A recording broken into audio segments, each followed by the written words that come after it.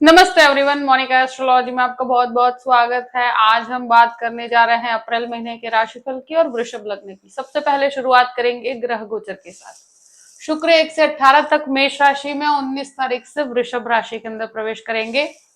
मंगल 2 अप्रैल से मीन राशि में आ रहे हैं। बुध जो है 1 से 10 तारीख तक कुंभ राशि में, 11 तारीख से मीन राशि के अंदर प्रवेश कर जाएंगे।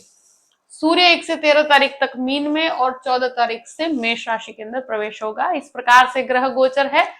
सबसे पहले शुरुआत करेंगे आपके लग्न के साथ। वृषभ लग्न और लग्न का स्वामी बनता है शुक्र। शुक्र शुरू के 18 दिन आपके 12वें स्थान में है, यानी कि लग्न लॉर्ड का 12वें स्थान में जाना, तो शुरू के 18 दिन तक कार्य क्षेत्र के अंदर जो भी डिसीजंस लेते हैं वहां पर थोड़ा सा संभल के रहने की जरूरत है। बहुत बड़े और बहुत रिस्की डिसीजंस लेते हैं तो थोड़ा सोच समझ के लीजिएगा। अपने खर्च के ऊपर थोड़ा सा नियंत्रण रखिएगा शुरू के 18 दिन। 19 से लग्न के अंदर आपके शुक्र आते हैं। लग्न लॉर्ड का लग्न में होना, बहुत ही परिस्थितियां बेहतर रहेगी। जो मेहनत किया है उसका फल मिलने का समय शुरू होगा। तो 19 तारीख के बाद बहुत ही पॉजिटिव, बहुत ही फाइनेंशियली स्ट्रांग समय रहेगा। इनिशियल जो 18 डेज है वो आपके थोड़े संघर्ष में ही रहेंगे, तो वहां पर आपको मेहनत करनी पड़ेगी। द्वितीय भाव की बात करते हैं। द्वितीयेश जो है वो 10th हाउस में और फिर 11th हाउस में। गुरु यहाँ पर मार्गी हो चुके हैं, तो ये परिस्थिति में अब सेविंग्स के लिए समय बहुत अच्छा रहेगा।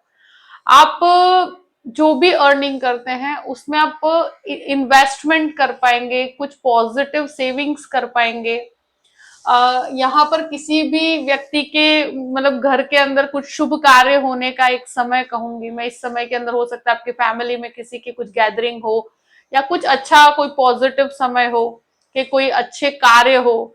इस तरह का कार्य यहाँ पर नजर आता है। ये चीज है कि फैमिली का जो भी डिस्प्यूट है, फैमिली इश्यूज है, उनको थोड़ा बैठ कर रिजोल्व कीजिएगा। थोड़ा शांति पूर्वक चीजों को आप रिजोल्व करेंगे तो बहुत ही अच्छा माहौल क्रिएट होगा। अब बात करते हैं तृतीय भाव की। देखिए, तृतीय स्थान जो होता है ट्रैवलिंग का होता है। इस समय में हो सकता है डेफिनेटली आपको ट्रैवलिंग करना पड़े, थोड़ा सा ओवरलोड स्ट्रेस वर्क का हो सकता है। यहाँ पर ये परिस्थिति डेफिनेटली रहेगी कि जहां पर आप पॉजिटिवली वर्क तो कर पाएंगे, रिजल्ट्स आपको 19th के बाद मिलेंगे, जो आपके लिए बहुत अच्छा रहेगा। अब बात करते हैं चतुर्थ भाव की। चतुर्थेश जो है 11th हाउस में और फिर 12th हाउस में। तो ये परिस्थिति बनती है कि एक तरह से प्रॉपर्टी संबंधित कार्य जो है उसके अंदर आपको बहुत ही अच्छा रिजल्ट्स मिलते हुए नजर आते हैं। इस समय के अंदर प्रॉपर्टी लेना चाहते हैं, प्रॉपर्टी बेचना चाहते हैं, इस कार्य के लिए समय बेहतर रहेगा। यहां मैं एक चीज डेफिनेटली कहूंगी कि प्रॉपर्टी कंस्ट्रक्शन के पीछे कुछ खर्च हो सकता है, और ये खर्च आपको थोड़ा प्लान करना होगा। मदर की हेल्थ को लेकर थोड़ा कॉन्शियस रहने की जरूरत है। स्पेशली शुरू के 13 डेज मदर की हेल्थ को लेकर आपको ध्यान पूर्वक आगे बढ़ने की जरूरत रहेगी। मगर प्रॉपर्टी संबंधित या प्रॉपर्टी के कार्य के अंदर आपको फाइनेंशियली लाभ होगा।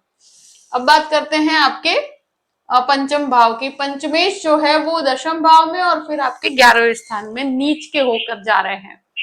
देखिए, यहाँ पर एक चीज है कि बच्चों के एजुकेशन के पीछे कुछ खर्च हो सकता है।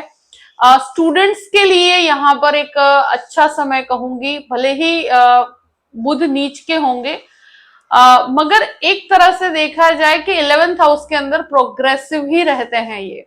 और बुध अपने खुद के घर को भी देखते हैं, तो स्टूडेंट्स बहुत अच्छा परफॉर्म कर पाएंगे। स्पेशली अगर आपके रिजल्ट्स 19th के बाद आने वाले हैं तो बहुत ही अच्छे रिजल्ट्स यहाँ पर आपको देख पाएंगे। कॉन्फिडेंस में वृद्धि होगी।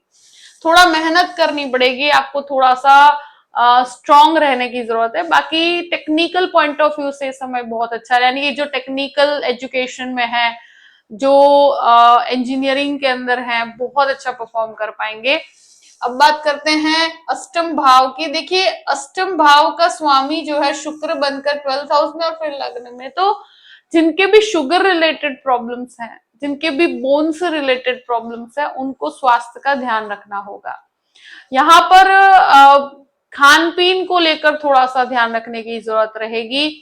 बहुत ज्यादा मतलब कहते हैं ना कि शुगर या बहुत ज्यादा मीठा खाने से यहाँ पर हो सकता है कि आपको थोड़ी सी प्रॉब्लम्स क्रिएट हो। यहाँ पर इंडाइजेशन से रिलेटेड प्रॉब्लम्स भी परेशान करती है, तो स्वास्थ्य का थोड़ा ध्यान रखिएगा। बाकी बहुत बड़े कोई हेल्थ इश्यूज की प्रॉब्लम नहीं आएगी। मगर ये छठे घर का स्वामी बनकर लग्न के अंदर है, स्वगृही है, तो आपके लिए कोई प्रॉब्लमेटिक सिचुएशन नहीं है। थोड़ा आपको खान पीन के मामले में केयरफुल रहना होगा।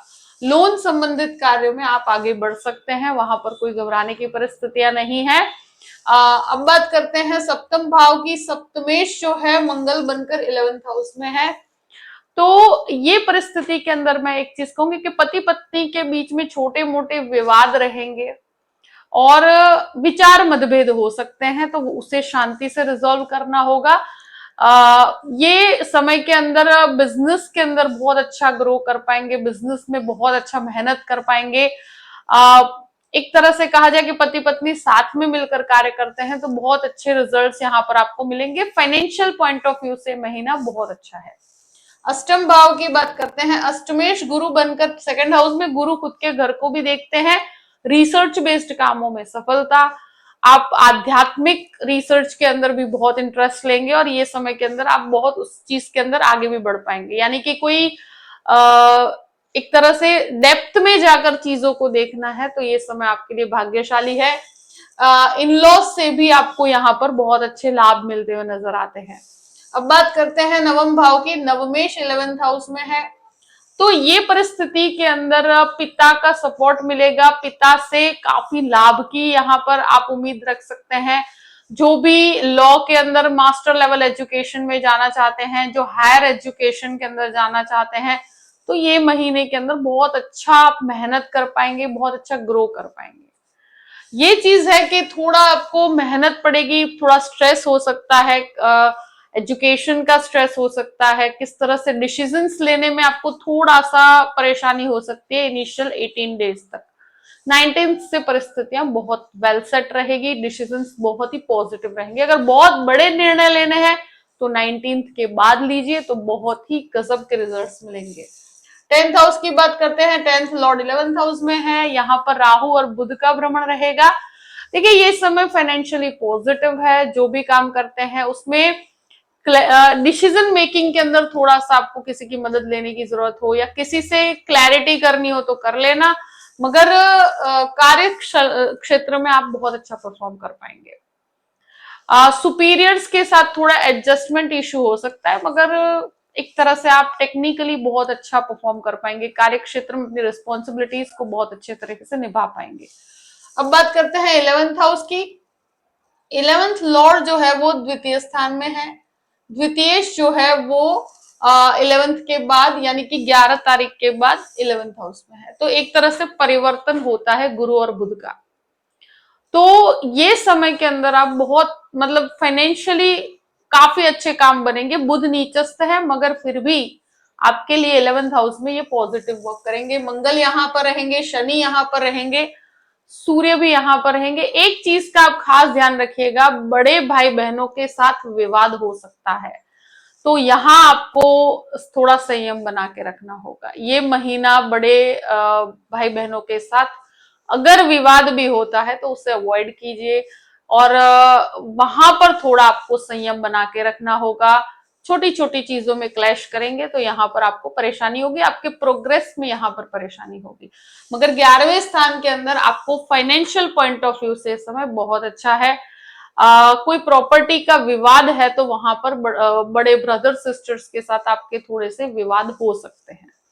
ये एक चीज जरूर है। बाकी 11th हाउस के अंदर आपको फाइनेंशियली जॉइंट प्रॉपर्टी है, जॉइंट बिजनेस है, अगर आपका फैमिली बिजनेस है तो वहां पर आप बहुत गजब के लाभ ले पाएंगे। 12th हाउस की बात करते हैं। 12th लॉर्ड 11th हाउस में है। 12th हाउस में सूर्य आएंगे, 14th को शुक्र रहेंगे।